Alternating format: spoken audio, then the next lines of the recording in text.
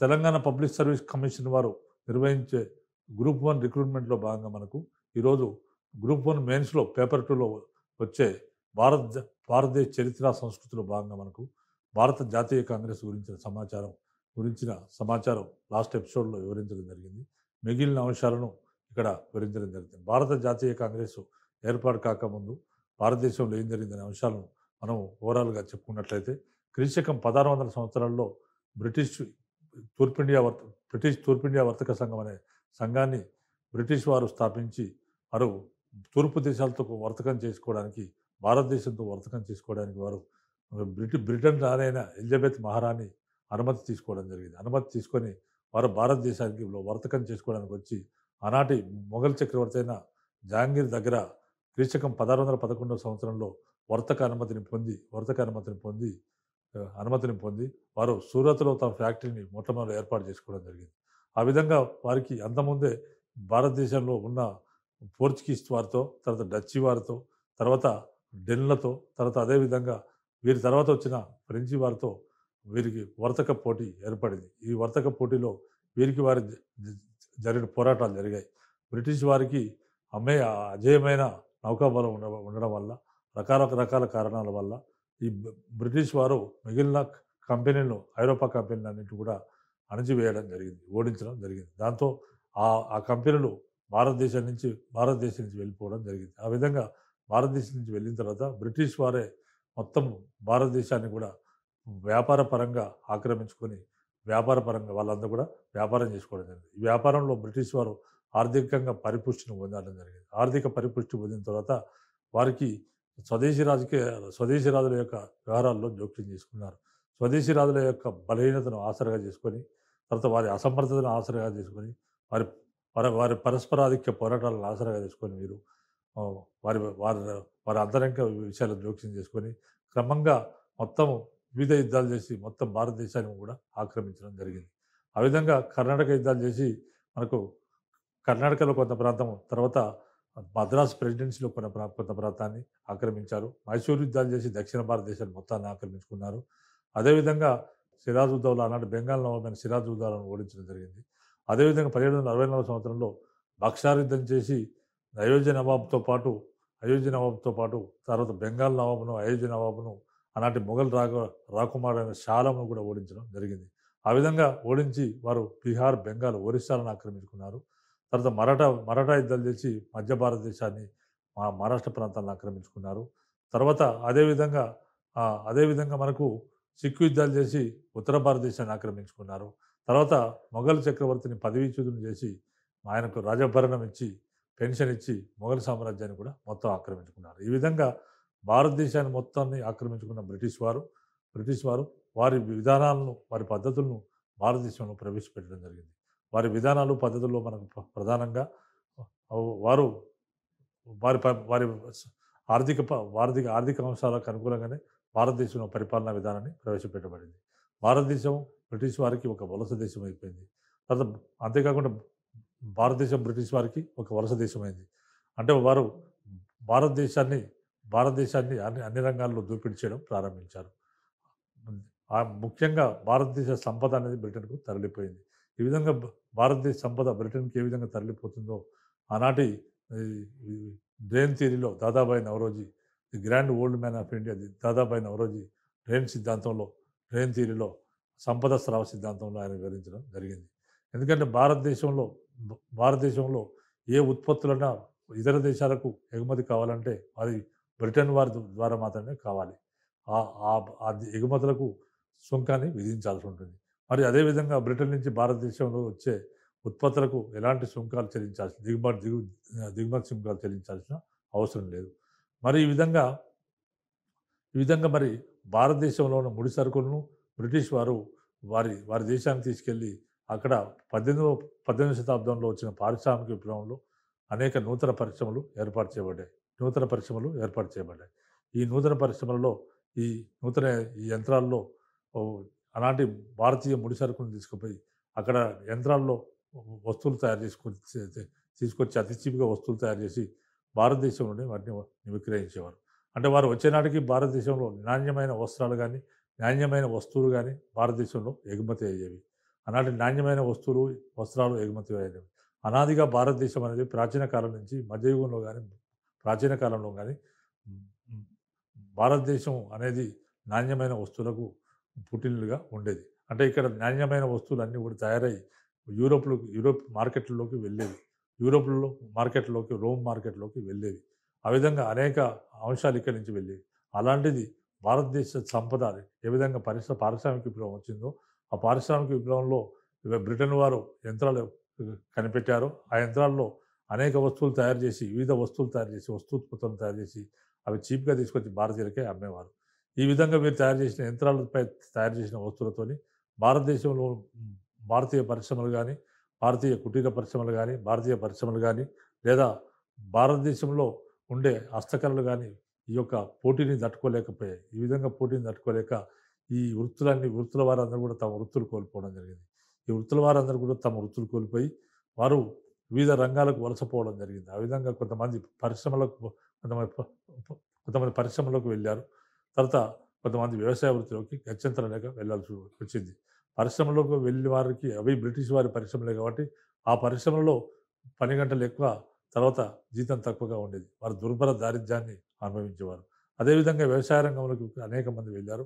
వ్యవసాయ రంగంలోకి వెళ్ళినప్పుడు, వ్యవసాయ రంగంలో బ్రిటిష్ వారి విధానాలు గూడా అన్ని అన్ని అగమ్య గోచరంగా ఉండేవి. బ్రిటిష్ వారి విధానాల్లో మనకు కారన్ వాలిస్ అనేవాడు శాశ్వత భూమి శిస్తు విధానాన్ని ప్రవేశపెట్టాడు. కారన్ వాలిస్ శాశ్వత భూమి శిస్తు విధానం ప్రవేశపెడితే, ఆ భూమి శిస్తు విధానంలో ఏంటంటే మనకు ఆ భూమి శిస్తు కరణ్ వాలిస్ ప్రవేశపెట్టిన శాశ్వత శిస్తు విధానంలో మనకు జమీందారులకు పన్ను వసూలు అధికారం అప్పగించడం జరిగింది. ఆ విధంగా జమీందారులకు బ్రిటిష్ వారికి ఏజెంట్లుగా మారిపోయారు.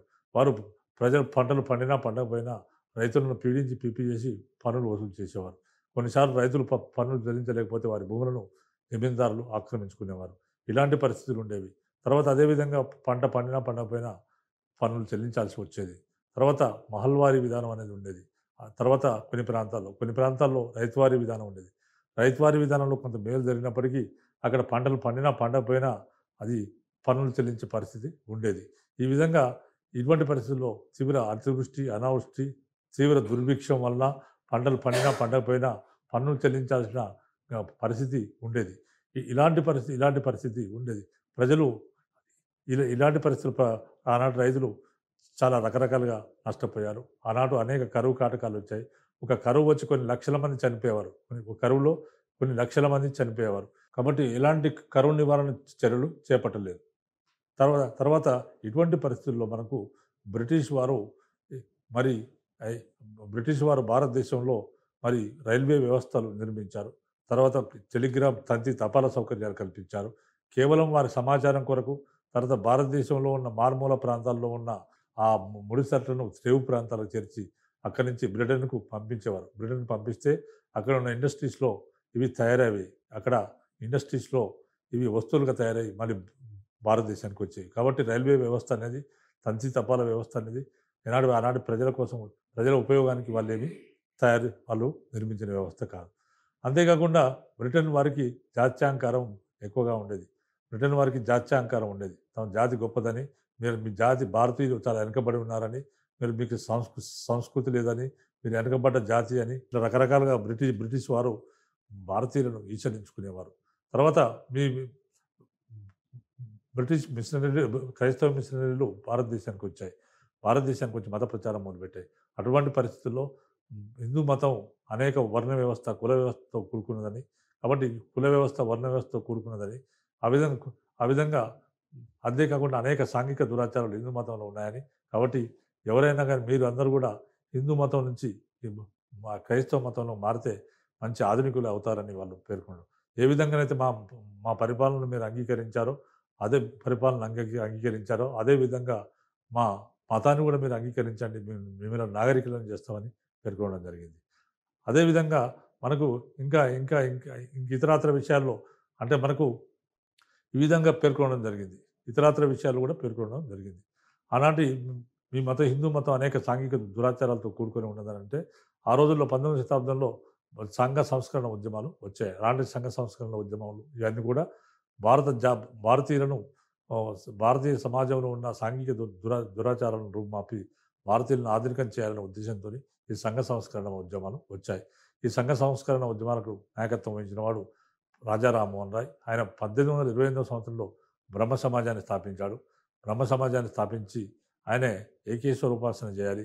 తర్వాత అనేక స్త్రీ విద్య గురించి, తర్వాత సమాజంలోని సాంఘిక దురాచారాల గురించి ఖండించాడు. తర్వాత ఆధునిక పాశ్చాత్య విద్యను ఆయన ప్రోత్సహించాడు. అనేక అనేక జ అనేక కళాశాలను కూడా ఏర్పాటు చేయడానికి పూనుకున్నాడు. తర్వాత పనిచేసిన ఆయన అనుచరులైన దేవేంద్రనాథ్ ఠాగూర్, తర్వాత కేశవచంద్ర సేన్ కూడా మంచి బ్రహ్మాండమైన అభివృద్ధి ఆహ్, సంఘ సంస్కరణ చేయడం జరిగింది. సంఘ సంస్కర్త పేరు దయానంద సరస్వతి. ఆయన 1875వ సంవత్సరంలో ఆర్య సమాజం అనే సంస్థను ఏర్పాటు చేశాడు. ఆర్య సమాజం వారు కూడా ఆల్మోస్ట్ ఆల్ ఏకీశ్వరోపాసన, తర్వాత వాళ్ళు సంఘ సంస్కరణ తీసుకురావడానికి వాళ్ళు ప్రయత్నం చేశారు. తర్వాత మనకు రామకృష్ణ పరమహంస ఉన్నాడు. అతని శిష్యుడైన వివేకానందుడు రామకృష్ణ మఠాలను స్థాపించి భారతదేశ వ్యాప్తంగా అనేక మందికి రకరకాల సేవలు చేయడం జరిగింది. ఈ విధంగా సేవలు చేసి భారతీయులలో ఒక నూతన చైతన్యాన్ని తీసుకొచ్చారు. తర్వాత భారతీయులను స్వాతంత్రోద్యమం వైపు మళ్లించడం జరిగింది. భారత సమాజం కూడా చాలా గొప్ప సమాజం. బ్రిటిష్ వారికి ఏం తీసుకోలేదని వీళ్ళు నిరూపించడం జరిగింది. ఈ విధంగా ప్రజల్లో ఒక జాతీయ వాద భావాలను కలిగించారు. తర్వాత మనకు ఈ విధంగా కలిగించినప్పుడు మనకు ఈ విధంగా వీరు కలిగించారు. అయితే మనకు ప్రజల్లో బ్రిటిష్ వారంటే తీవ్ర అసంతృప్తి ఎందుకుండేదంటే వారు ప్రజల యొక్క సాంఘిక ఆచారాల్లో, అంతరంగిక వ్యవహారాల్లో వీరు జోక్యం చేసుకొని అనేక సంస్కరణలు చేయడానికి ప్రయత్నం చేశారు. ఈ విధంగా తమ మతాచారాల్లో కూడా బ్రిటిష్ వారు జోక్యం చేసుకోవడం భారతీయులకు నచ్చలేదు. ఫలితంగా భారతీయులలో ఉన్న అసంతృప్తి అనేది ఒకసారి బహిర్గతమైంది. 1857 సిపాయిల తిరుగుబాటు రూపంలో అది బహిర్గతమైంది. ఆ విధంగా 1857 సిపాయిల తిరుగుబాటు అనేది భారతదేశ వ్యాప్తంగా చాలా ఉధృతంగా సాగింది. ఆ విధంగా సిపాయిల తిరుగుబాటును అణచివేసిన బ్రిటిష్ వారు 1858వ సంవత్సరంలో విక్టోరియా మహారాణి ఒక ప్రకటన చేసి బ్రిటన్ రాణి విక్టోరియా మహారాణి ఒక ప్రకటన చేస్తూ ఇప్పటి నుంచి తూర్పు ఇండియా వర్తక కంపెనీ పరిపాలనను రద్దు చేస్తున్నాను. బ్రిటన్ ప్రభుత్వమే భారతదేశాన్ని డైరెక్ట్‌గా పరిపాలిస్తుంది. అదేవిధంగా భారతదేశానికి కావాల్సిన చట్టాలను బ్రిటన్ పార్లమెంట్ చేస్తుంది అని చెప్పడం జరిగింది. ఆమె ఆ విధంగా చెప్తూ చెప్తూ అదేవిధంగా 1858 చట్టంలో ఆమె ఏ విషయం ఒక భారతదేశాన్ని పరిపాలించడానికి గవర్నర్ జనరల్ ఉంటాడు. తర్వాత ఆయనకు ఒక కౌన్సిల్ ఉంటుంది. కౌన్సిల్ సభ్యులుంటారు. తర్వాత అదేవిధంగా భారత రాజ్య కార్యదర్శి అనేవాడు ఉంటాడు. ఈ విధంగా భారతదేశ పరిపాలన నడుస్తుందని చెప్పడం జరిగింది. తర్వాత భారతీయులకు కులము, మతము, వర్గ భేదం లేకుండా బ్రిటిష్ వారితో సమానంగా చూస్తామని 1858 బ్రిటిష్ ప్రభుత్వ చట్టంలో పేర్కొనడం జరిగింది. ఆ విధంగా ఆమె చెప్పిన విషయాలు ఏవి కూడా అమల్లోకి రాలేదు. ఆచరణ సాధ్యం కాలేదు. తర్వాత ఇటువంటి పరిస్థితుల్లో మనకు దేశవ్యాప్తంగా బ్రిటిష్ వారికి వ్యతిరేకంగా అనేక పోరాటాలు నడుస్తున్నాయి. ఇటువంటి పోరాటాలు నడుస్తున్న క్రమంలో భారతదేశ వ్యాప్తంగా అనేక సంస్థలు వెలిసి ప్రజల్లో చైతన్యం తీసుకురావడానికి ప్రయత్నం చేశాయి. బ్రిటిష్ వారు చేస్తున్న అన్యాయాలేంది, ఎలాంటి అన్యాయాలు చేస్తున్నారో భారతీయులకు ఆ అన్యాయాలను భారతీయులకు వివరిస్తూ వాళ్ళు చెప్పడం జరిగింది. ఆ విధంగా 1857 తర్వాత మనకు మధ్యతరగతి వారు విద్యావంతులైపోయారు. అనేక మంది మధ్యతరగతి వారు విద్యావంతులైపోయి ఆనాటి ఆధునిక విద్యను వారు అభ్యసించి వారు ప్రపంచవ్యాప్తంగా జరుగుతున్న పరిణామాలను, ప్రజాస్వామ్యాన్ని, రకరకాల దేశాల్లో జరుగుతున్న పరిణామాలను వారు ఆకలింపు చేసుకున్నారు. ఆకలింపు చేసుకోవడం జరిగింది. ఆకలింపు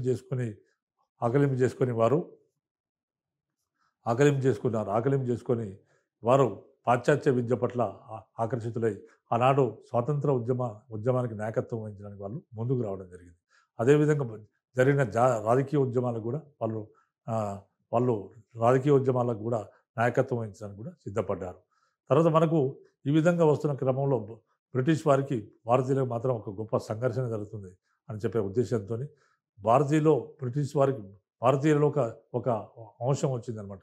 భారతీయులకు బ్రిటిష్ వారిని ఇక్కడి నుంచి పంపిస్తేనే మాకు స్వేచ్ఛ హక్కులు సమకూరుతాయని భారతీయులకు ఒక భావన కలిగింది. అందుకే బ్రిటిష్ వారికి వ్యతిరేకంగా పోరాటం చేయడం మొదలుపెట్టారు.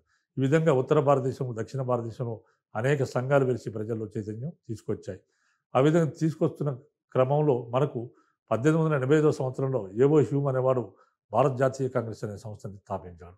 అంటే బ్రిటిష్ వారికి మధ్య భారతీయులకు మధ్య ఒక సామరస్య వాతావరణాన్ని కలిగించాలనే ఉద్దేశంతో. ఎందుకంటే ఏవో హ్యూమ్ అనేవాడు మంచి ఉదారవాది ఉదారవాది తర్వాత అనేక విప్లవ భావాలు గలవాడు. కాబట్టి భారతీయుల యొక్క ఆర్థిక పరిస్థితిని చూసి చలించిపోయిన ఏవో హ్యూమ్ ఆయనే రకరకాల ప్రయత్నాలు చేసి క్రీస్తు 1885 సంవత్సరంలో భారత జాతీయ కాంగ్రెస్ అనే సంస్థను స్థాపించడం జరిగింది. ఈ అంశాలన్నీ కూడా నేను గత ఎపిసోడ్‌లో వివరించడం జరిగింది. గవర్నర్ జనరల్ లార్డ్ డఫ్రిన్ ఆమోదంతో ఏవో హ్యూమ్ 1873 సంవత్సరంలో కలకత్తాలో కలకత్తా విశ్వవిద్యాలయ పట్టభద్రులకు ఒక బహిరంగ లేఖ రాశాడు. గవర్నర్ ఆనాటి గవర్నర్ జనరల్ అయిన లార్డ్ డఫ్రిన్ అనేవాడి ఆమోదం పర్మిషన్ తీసుకున్న ఏవో హ్యూమ్ 1873 సంవత్సరంలో కలకత్తా విశ్వవిద్యాలయ పట్టభద్రులకు ఒక బహిరంగ లేఖ రాశాడు. ఏమనంటే త్యాగ నిరతి, దేశాభిమానము ఉన్న భారతీయ విద్యావంతులు భారత ప్రజానీక పునరుద్ధరణకు ఉద్యుక్తులై ఒక సంఘంగా ఏర్పడాలని ఒక సారాంశం.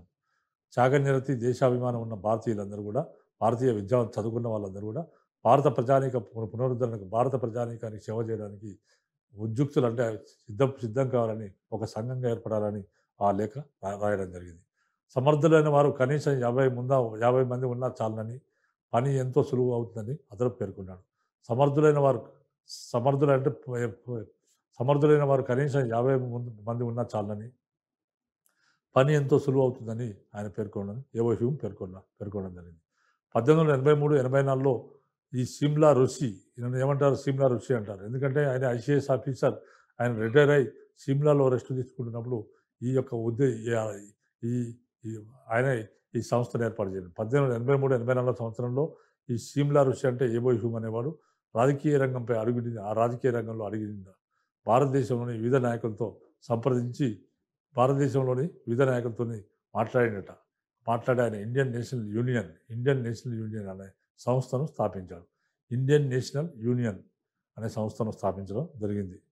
దేశంలోని అన్ని ప్రాంతాలకు చెందిన ప్రముఖ రాజకీయ నాయకులు ఏటేటా ఒక చోట సమావేశమై దేశ సమస్యలను చర్చించి పరస్పర అవగాహనతో కూడిన సమైక్య భావాన్ని పెంపొందించుకునే విధంగా చేయడం ఇండియన్ నేషనల్ యూనియన్ ముఖ్య ఉద్దేశం. ఆయన స్థాపించిన సంస్థ ఏంటంటే ముందు ఇండియన్ నేషనల్ యూనియన్ యొక్క లక్ష్యం ఏంటంటే ఇండియన్ నేషనల్ యూనియన్ లక్ష్యం ఏమని చెప్పాడంటే ఆయన దేశంలోని అన్ని ప్రాంతాలకు చెందిన ప్రముఖ రాజకీయ నాయకులు అందరూ కూడా భారతదేశ వ్యాప్తంగా ఉన్న ప్రముఖ రాజకీయ నాయకులందరూ కూడా ప్రతి సంవత్సరం ఒక చోట సమావేశం కావాలి. ఒక చోట సమావేశమై దేశానికి సంబంధించిన మొత్తం సమస్యలను చర్చించి పరస్పర అవగాహనతో కూడిన సమైక్య భావాన్ని పెంపొందించుకునే విధంగా చేయడమే ఇండియన్ నేషనల్ యూనియన్ ఉద్దేశం అని చెప్పాడు.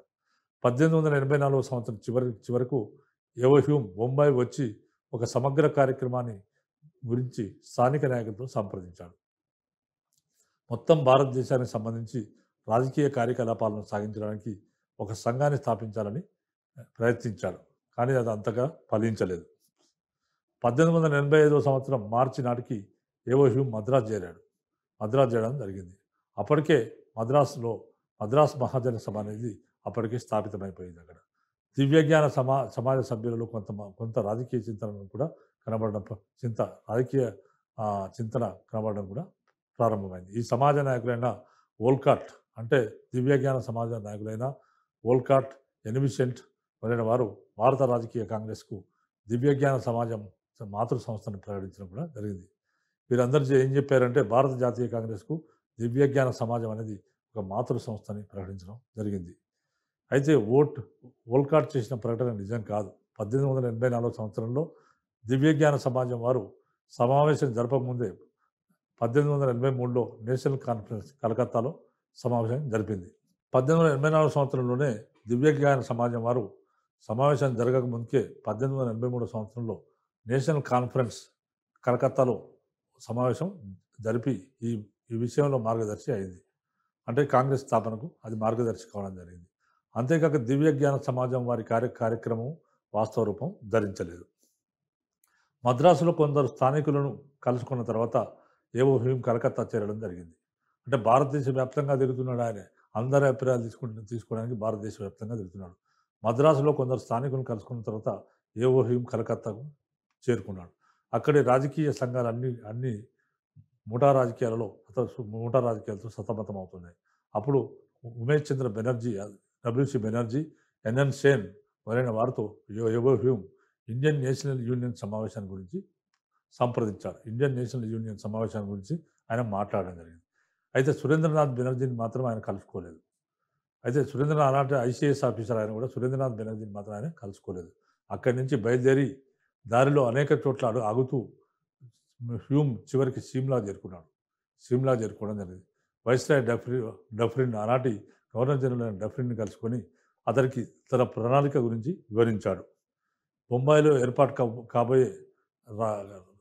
ఏర్పాటు కాబోయే జాతీయ సమావేశానికి ఆ రాష్ట్ర గవర్నర్ లార్డ్ రీని అధ్యక్షత వహించవలసిందిగా కోరాడు.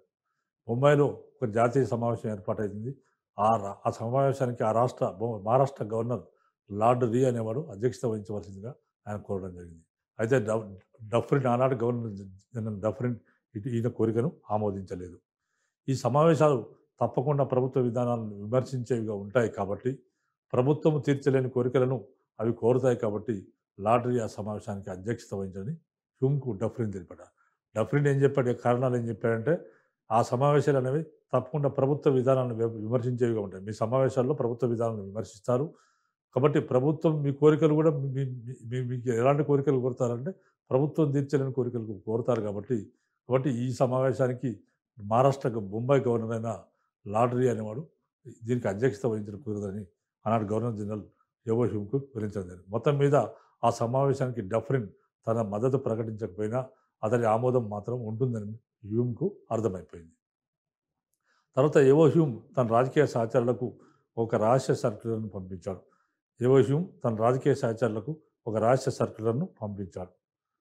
ఏం పంపించాడు? ఇండియన్ నేషనల్ యూనియన్ సమావేశాలు పూనాలో 1885 సంవత్సరం డిసెంబర్ 25 నుండి 31 వరకు జరుగుతాయని తెలిపాడు. అంటే ఈయన స్థాపించిన ఇండియన్ నేషనల్ యూనియన్ సమావేశాలు పూనాలో ఆయన రాజకీయ అనుచరులకు రహస్య సమాచారం ఇచ్చాడు. ఆయన ఏమిచ్చాడంటే, ఇండియన్ నేషనల్ యూనియన్ సమావేశాలు పూనాలో 1885 సంవత్సరం డిసెంబర్ 25, 31 వరకు జరుగుతాయని తెలిపాడు.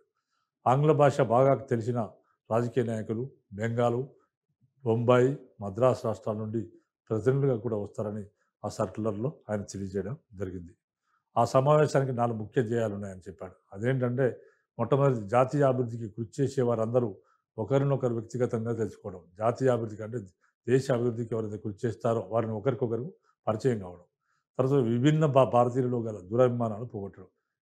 అంటే వివిధ ప్రాంతాల్లో ఉన్న వేరు అభిప్రాయాలను పోగొట్టడం. తర్వాత మూడోది సమకాలీన సాంఘిక సమస్యలను చర్చించడం. ఆనాడు సమాజంలో ఏవైతే సమస్యలు ఉన్నాయో సమకాలీన సమస్యలను చర్చించడం అనేది మూడోది. తర్వాత నాలుగోది రాబోయే సంవత్సరంలో నిర్వర్తించవలసిన రాజకీయ కార్యక్రమాన్ని గురించి చర్చించడం. రాబోయే సంవత్సరంలో నిర్వర్తించవలసిన రాజకీయ కార్యక్రమాన్ని గురించి చర్చించడం. ఒక విధంగా చూస్తే ఆ సమావేశానికి స్థానిక పార్లమెంటుగా వ్యవహరించవాలని చెప్పవచ్చు. 1885 చివరిలో యవో హ్యూమ్ ఇంగ్లాండ్కు వెళ్ళిపోయాడు. ఇంగ్లాండ్కు వెళ్ళి భారతదేశంలో ఏర్పడబోతున్న జాతీయ సంస్థ విషయంలో అపోహలకు తావులేదని స్వజాతీయులకు నచ్చజెప్పి తిరిగి రావడం జరిగింది. తన జాతీయులకు ఆయన నచ్చజెప్పి తిరిగి వచ్చాడు.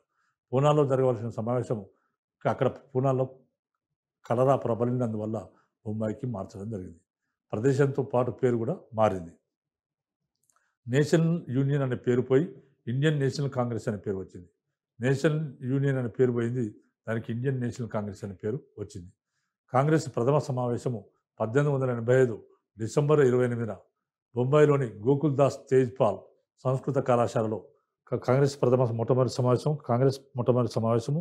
1885 సంవత్సరం డిసెంబర్ 25వ తేదీన బొంబాయిలోని గోకుల్దాస్ తేజ్పాల్ సంస్కృత కళాశాలలో ఉమేష్ చంద్ర బెనర్జీ అధ్యక్షతన జరిగింది. ఇది మన జాతీయ పరిణామంలో ఒక మహత్తరమైన సంఘటన. పట్టాభి సీతారామయ్య అన్నట్లు, డాక్టర్ భోగరాజు పట్టాభి సీతారామయ్య అన్నట్లు కాంగ్రెస్ ప్రథమ సమావేశం 3 ప్రధాన విషయాలను సాధించగలిగింది. డాక్టర్ భోగరాజు పట్టాభి సీతారామయ్య ఏమన్నాడంటే, ఆయన ఏమన్నాడంటే 3 ప్రధాన విషయాలను కాంగ్రెస్ ప్రథమ సమావేశం సాధించగలిగిందని చెప్పాడు. అదేంటంటే, ఫస్ట్ది ఊహలలో తేలియాడుతున్న భావనకు ఒక వాస్తవ రూపం ఏర్పడింది. ఊహల్లో తేలియాడుతున్న భావనకు ఒక వాస్తవ రూపం ఏర్పడింది. సర్ సయ్యద్ అహ్మద్ ఖాన్ తప్ప మిగిలిన అందరూ ప్రఖ్యాత నాయకులు, అన్ని వర్గాల వారు కాంగ్రెస్ పట్ల ఆకర్షితులయ్యారు. సర్ సయ్యద్ అహ్మద్ ఖాన్ తప్ప మిగిలిన అందరూ ప్రఖ్యాత నాయకులు, అన్ని వర్గాల వారు కాంగ్రెస్ పట్ల ఆకర్షితులయ్యారు. సయ్యద్ అహ్మద్ ఖాన్ కాంగ్రెస్ ఏర్పడక ముందు భారతీయులు, హిందువులు, ముస్లింలు అంతా ఒకటే అని చెప్పాడు. కానీ భారత జాతీయ కాంగ్రెస్ ఎప్పుడైతే ఏర్పడిందో దాని ఏర్పాటును సర్ సయ్యద్ అహ్మద్ ఖాన్ వ్యతిరేకించాడు. సర్ సయ్యద్ అహ్మద్ ఖాన్ అలీగర్ ఉద్యమాన్ని చేపట్టాడు. అంటే ముస్లింలలో సంస్కరణలు ముస్లింలలో విద్యను విద్య విద్య విద్యను విస్తరింపజేయడానికి ఆయన అలీగర్ ఉద్యమాన్ని చేపట్టి అనేక విద్యా సంస్థలను ఏర్పాటు చేశాడు. అలాంటి సర్ సయ్యద్ అహ్మద్ ఖాన్ 1885 భారత జాతీయ కాంగ్రెస్ ఏర్పాటు కంటే ముందు మనకు ముస్లింలు, హిందువులు ఒకటే అని చెప్పాడు. కానీ ఎప్పుడైతే ఇది ఏర్పడిందో అప్పుడు ముస్లింలు ఎవరు కూడా భారత జాతీయ కాంగ్రెస్ సమావేశంలో పాల్గొనకూడదని ఆయన చెప్పడం జరిగింది. చరిత్రలో మునుపు ఎన్నడూ కనివిని ఎరగని స్థాయిలో జాతీయ ఐక్యత అనేది ఆనాడు ప్రతిఫలించింది. ఈ సంస్థ ఏర్పాటు చేయడం వల్ల అంతకుముందు ఎప్పుడు కూడా ఎరగని జాతీయ ఐక్యత అనేది ప్రతిఫలించింది. ఆనాటి ప్రముఖ పత్రికలన్నీ కూడా ఈ సమావేశ ప్రాముఖ్యాన్ని గ్రహించాయి.